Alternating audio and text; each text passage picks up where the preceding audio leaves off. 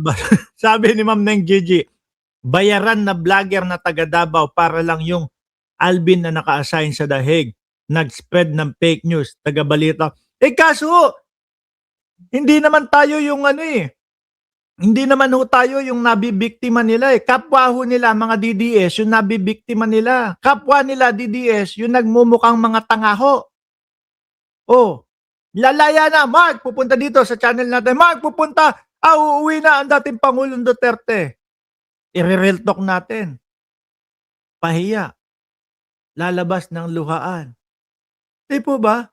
Hindi mga naaawa ito doon sa mga taga-subaybay nila at mga taga-suporta nila at taga-panood nila. Kesyo daw po, susugurin na yung bahay, nilusob na, lulusubin na. Hanggang ngayon, wala pa yung paglusob. Oh, kaya nagagalit po. Eto, si Manong. Pakinggan nyo si Manong. Nagagalit to. Oh. Puro baliktad eh. Si Boss Pulong, may sinasabi sa iyo, si Manong. Oh. Congressman Wala ring opisyal na tayo. Pulong Duterte. Kaugnay nito. At Tuwing nila magsasalita ka, puro fake news, puro baliktad eh.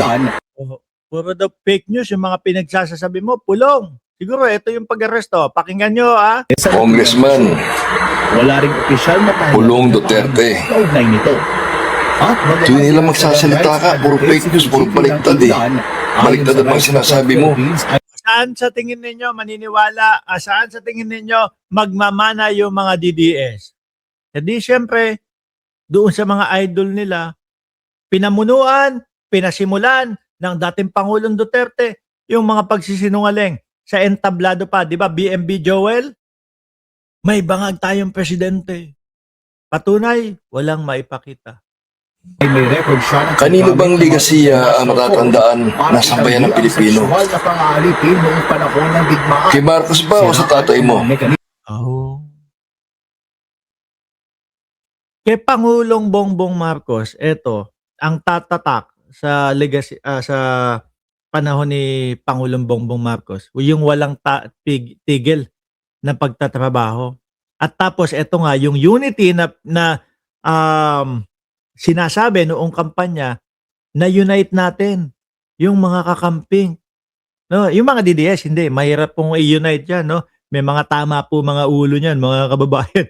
Kaya yung sa dating Pangulong Duterte naman, ang napapabalita noon 20 to 30,000 tigok patay doon sa kampanya nila doon sa Tokhang-Tokhang. No? Tapos mababalitaan yung mga nasawi doon sa Tokhang, puro maliliit, puro kapiranggot. No? Pero yung mga malalaki, kagaya daw nila Michael Yang, di umano, laya. Hindi nasa sakote. Dito kay Pangulong Bongbong Marcos, biruin niyo po linggo-linggo, Lonely TV. Oh, linggo-linggo mababalitaan mo milyong piso ng ipinagbabawal na gamot. Bilyong piso ipinagbabawal na gamot. Davao. Buwan-buwan. May mga naaaresto, nakukuha, nahuhuli na mga ipinagbabawal na gamot. Eh tingin ko, ang tatatak na legasiya kay dating Pangulong Duterte, piso-piso. Kay Pangulong Marcos, bilyon-bilyon, milyon-milyon. Tapos, kay dating Pangulong Duterte, bukod sa piso-piso, madaming tigok. Kay Pangulong Bongbong Marcos, milyon-milyon, bilyon-bilyon, yung mga naarestong pinagbabawal na gamot, puro buhay. Ano po pinagkaiba nun? Yung mga nahuhuli nung panahon, tapos patay, paano pa makakapagsalita? Paano pa ituturo kung sino yung mga bossing nila? Dito po kay Pangulong Bongbong Marcos, buhay po lahat. No? Para kapag ka-question, tinanong, inalam, sino yung mga nasa itaas ninyo, maaaring makuha. Para mahinto talaga. Di po ba? Holy Spirit, pinagdadasal ko po, mahuli na ang family Duterte. Amen. Grabe naman po kayo. Si Pulong, atuloy. Mismo ng pananagutan. Ang ligasiya ng tatay mo, kailanman hindi makakalimutan ng mga Pilipino. Kung isusul. Oo, yung mga yung mga sakay ako jet ski, no? Itara ko ang bandila ng Pilipinas. Yung pala, baliktad ang nangyari. Mas lalo pong napunta sa China. Yung ibang mga ano natin, mga isla natin. Anak ng toko talaga, oh. November 28, Sa isang pad ng yellow pad, hindi magkakasya ang mga kasamaang ginawa ng tatay mo sa ating bayan. Pero Totoo yan. magbabanggit ako ng ilan para maintindihan mo ng malaman mo kung ano yung sinasabi mong mga ligasiya ng mga Marcos. Kung mayroon mga masamang ligasiya maiwan dito sa ating bansa, kung walang iba kundi yung ginawa kasamaan ng tatay mo laban. Kasi nga po, bakat o nakatatak sa utak ng mamamayang Pilipino, yung mga style ng mga Duterte. Sabi ni Mark Estacador, tapos sisi sila kay former Senator Trillanes. Yung mga utang-utang. No, sinisisi nila kay Pangulong Bongbong Marcos. Samantalang nung panahon nung dating Pangulong Duterte, dumoble ang utang ng Pilipinas. Tapos eto ngayon, isinisisi nila sa gobyerno ni Pangulong Bongbong Marcos. O kundi ba naman mga loko-loko. Tapos gusto nilang ipaalam sa mamamayang Pilipino na si Pangulong Bongbong Marcos ang waldas sa pera. Ikulong lahat ng Duterte. Hello Sir Mark, sabi ni Ma'am Liberty Arcega. Ngayon mga bossing, may bago sila ha.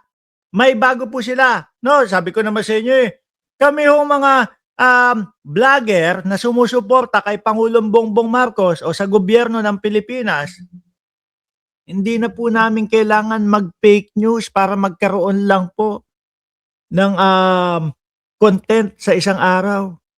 Sa dami po ng fake news na mga pinaggagawa, pinagsasabi, pinagbabablog ng mga DDS, mga kababayan, ubus na po ang oras namin doon.